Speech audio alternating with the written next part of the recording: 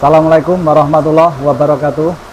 Selamat siang. Pada kesempatan hari ini kami NJP Channel berbahagia sekali telah kerawan tokoh kita, yaitu Bapak Heru Purwadi, Wakil Wali Kota Yogyakarta. Dengan segudang pengalamannya, kali ini Nur NJP Channel ingin belajar terkait dengan pengalaman beliau yang banyak sekali, yaitu sebagai Wakil Wali Kota dan juga beliau aktif di organisasi sosial. Salah satunya adalah beliau sebagai Ketua Kuarcap Pramuka, kemudian juga sebagai Ketua Pokja Kota Inklusi Asosiasi Pemerintah Kota se-Indonesia. Satu jabatan yang prestisius tentunya. Makanya pada kesempatan hari ini Nur JP Channel berkesempatan untuk langsung kabrah kepada beliau. Terkait juga Pak Heru Purwadi ini dikenal sebagai inisiator tentang program gandeng gendong di Kota Yogyakarta. Nah, ini menjadi menarik karena di Kabupaten Bantul belum ada. Nanti ke depan insya Allah pemerintah yang akan datang, kita akan memberikan masukan kepada pemerintah Bantul ke depan untuk belajar apa-apa yang telah dilakukan oleh wali kota di Yogyakarta.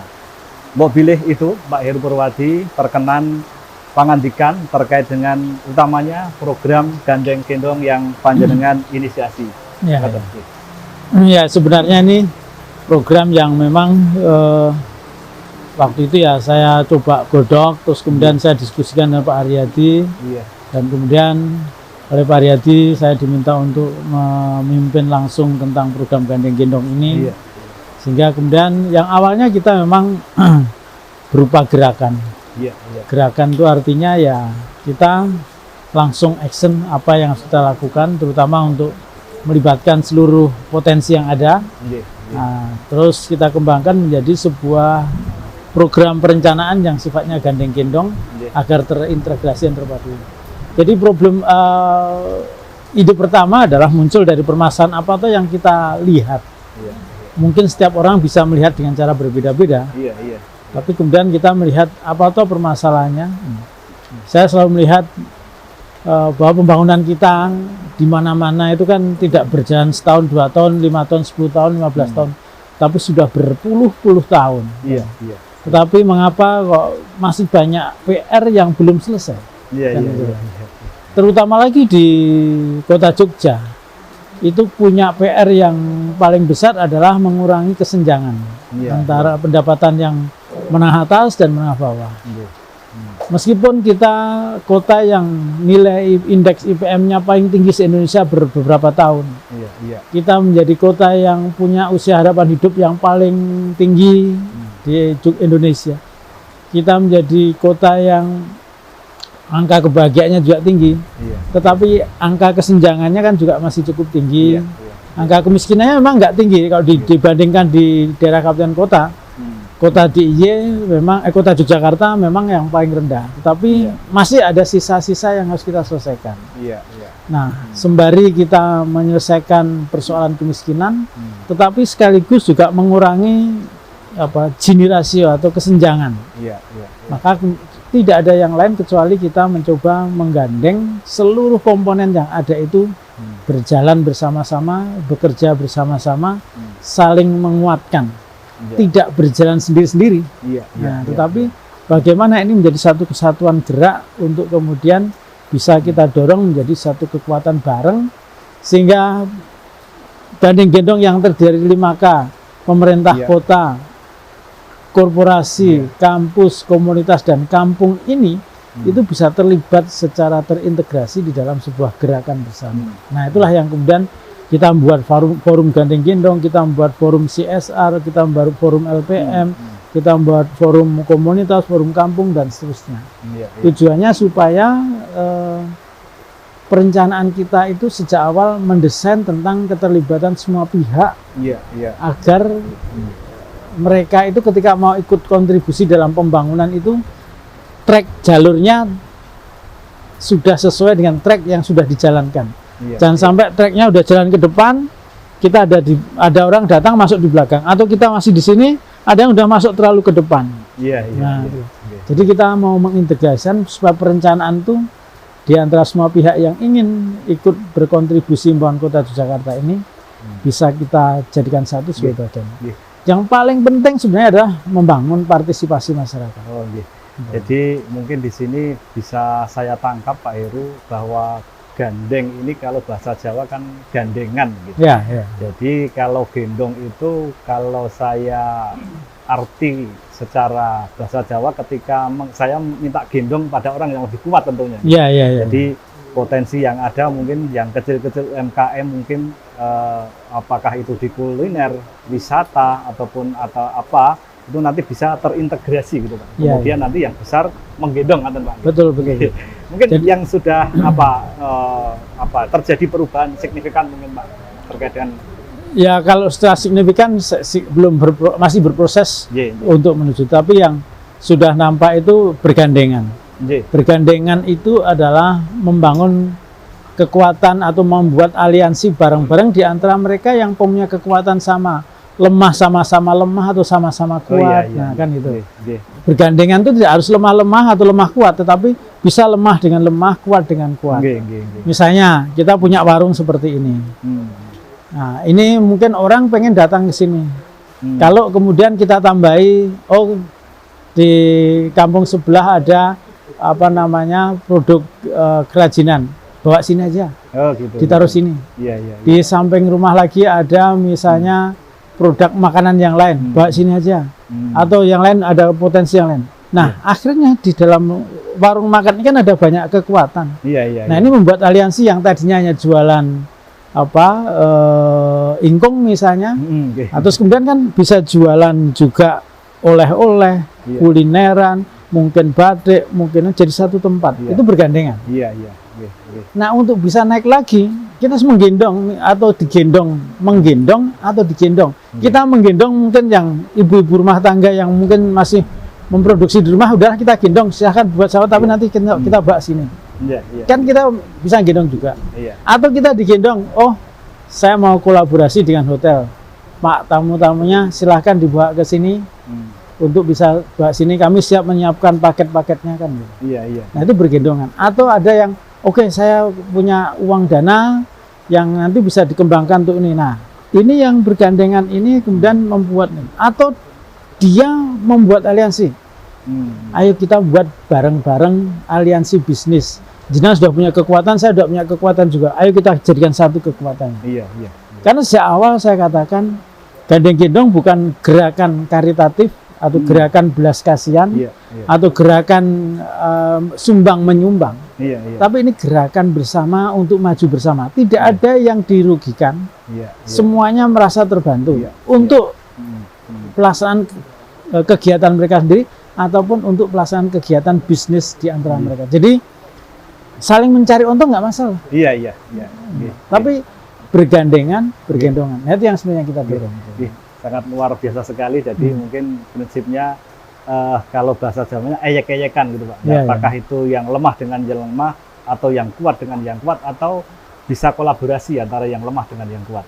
Terus kaitannya dengan penganggaran Pak Heru, karena panjenengan juga pemangku kebijakan di Wali Kota, apakah ada apa kaitannya ataupun OPD terkait peran apa yang didorong untuk membantu program gandeng gendong ini terkait dengan penganggaran yang ada Pak Heru?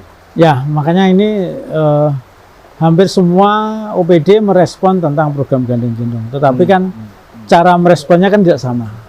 Karena mungkin pemahaman terhadap gerakan ini pun mungkin tidak sama. Iya. Nah, oleh karena itu saya mencoba untuk membangun sebuah master plan di tingkat kelurahan, yang itu nanti menjadi referensi bagi seluruh OPD, ataupun kampus, ataupun korporasi, atau siapapun yang ingin membangun sesuatu di kelurahan itu. Sehingga OPD itu nanti mengalokasikan anggaran sudah sesuai dengan master plan gandeng gendong kita. Master plan gandeng gendong inilah yang nanti menjadi bagaimana anggaran itu nanti bisa dimasukkan sana.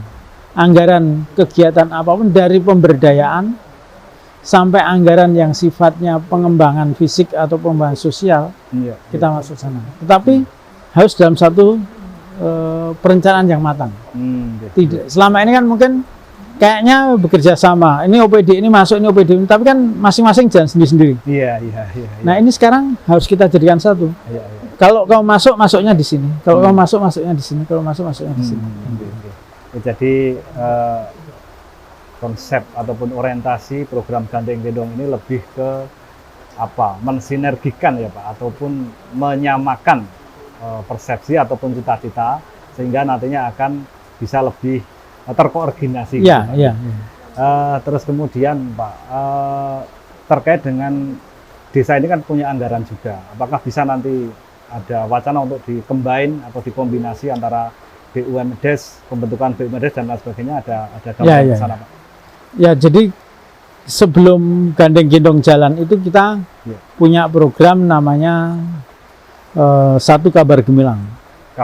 Satu Kabar Gemilang. Oh, sasaran tunggal, satu sasaran tunggal, kabar langkah bersama, gemilang gerakan menuju efisiensi anggaran dan capaian. Maksudnya adalah mari kita punya target yang sama dulu. Kan untuk bisa kita berkolaborasi kan kita harus punya sasaran yang sama dulu. Nah itu yang digapakan satu. Ini mensinergikan data-data yang ada supaya datanya tidak ada data yang berbeda. Yang kemudian yang kedua, kita membuat yang namanya duet kampung atau duit kampung. Sebenarnya kalau bahasa Inggris ya apa yang dikerjakan oleh kampung. Tapi kalau mau di bahasa Jawa kan ya duitnya kampung itu untuk apa? Yang dana kelurahan, dana desa dan segala macam. Nah itu dipakai apa? Nah pengalokasian anggaran-anggaran untuk fokus pada kelurahan itu menjadi bagian penting untuk duit kampung atau duit kampung ini. Nah inilah yang kemudian disinergikan anggaran dengan programnya otomatis kan gitu. Sehingga berapa tuh jumlah duit yang ada di kelurahan? Ya banyak karena semua OPD masuk sana. Dana kelurahan sudah masuk sana. Nah tergantung bagaimana kita membangun master plan itu. Master plan ini nanti akan menjadi arah kita bekerja mana yang akan kita prioritaskan dulu. Nah, jadi manajemennya memang manajemen yang harus dikelola dengan benar-benar memperhitungkan tentang persoalan-persoalan yang ada di masyarakat. Karena kalau enggak ya nanti pasti akan ada persoalan-persoalan di masyarakat. Masyarakat kan ya semuanya ingin terlibat, semuanya ingin mendapatkan prioritas, semuanya pengen mendapatkan perhatian. Jadi program yang sangat luar biasa terkait dengan Gandeng Gendong ini yang diinisiatori oleh Bapak Heru Purwadi, Wakil Wali Kota Daerah Istimewa Yogyakarta. Terus kemudian sedikit Pak Heru terkait dengan bicara politik, mungkin ada gambaran ke depan seperti apa untuk Kota Jogja Pak Heru? Iya. Ya kalau politik dalam arti apa nih? Iya, hajatan politik kali gitu. Ini kan masih ada 2022, jadi ya kalau saya ya sekarang kerjakan apa yang ada, amanat ini dituntaskan dulu, karena kita masih punya amanat sampai 2022, dan kita tuntaskan apa yang memang sudah jadi kewajiban dan tugas kita, sehingga kemudian kita nanti baru kemudian bicara berikutnya. Tetapi ya yang penting bagi kita semuanya adalah kita semua melakukan komunikasi terhadap semua pihak agar jangan sampai hajatan seperti pilkada itu menjadi hambatan persoalan menyelesaikan tugas-tugas untuk Kota Yogyakarta. Karena Kota Yogyakarta dan juga saya kira di seluruh provinsi daerah istimewa Yogyakarta di masa-masa sekarang ini adalah masa-masa yang genting dan penting. Mengapa? Karena kita sekarang ini mempunyai proyek strategis baik yang di bandara maupun hub-hub yang akan menjadikan Yogyakarta ini masih menjadi sentral dari seluruh aktivitas ekonomi baik pariwisata apapun pendidikan atau tidak. Nah, kalau sampai banyak hal tidak memperhitungkan tentang apa yang harus kita lakukan, Kota Jogja, DIY pada umumnya dan kabupaten-kabupaten yang ada itu tidak perhitungan dengan baik, ini kita bisa tertinggal. Saya selalu mengatakan Alvin Toffler itu di buku Third Wave yang dulu sudah sangat lama ketika saya masih mahasiswa, itu mengatakan orang yang menjadi terbelakang adalah orang yang tidak mau belajar dan tidak mau adaptasi. Nah, kalau kita nggak mau belajar dengan apa yang sekarang kita hadapi dengan pandemi ini, dengan potensi yang ada, dan kita tidak mampu mengadaptasi menjadi sesuatu yang baru, kita bisa tertinggal. Nah, itu makanya itu yang paling penting adalah ya hajatan memang hajatan, tapi harapan kami masyarakat juga memikirkan tentang apa yang harus kita lakukan di masa depan. Karena posisi sekarang posisi yang sangat penting, kritis. Kalau kita tidak bisa mengambil keputusan dengan benar, tidak tepat dalam mengambil keputusan, maka bisa jadi kita akan tertinggal. Betul. Demikian teman-teman NJP Channel semua yang berbahagia. Sekali lagi kami haturkan terima kasih yang tak terhingga kepada beliau Bapak Heru Purwadi atas kesediaannya untuk berkenan tindak di tempat yang dengan suasana desa ini, tapi beliau dengan enteng kerso tindak atas undangan kita di Angkringan Kembang Desa. Demikian dari kami, apabila ada salah mohon maaf, kita akhiri. Bila taufik wal hidayah. Assalamualaikum warahmatullahi wabarakatuh. Waalaikumsalam.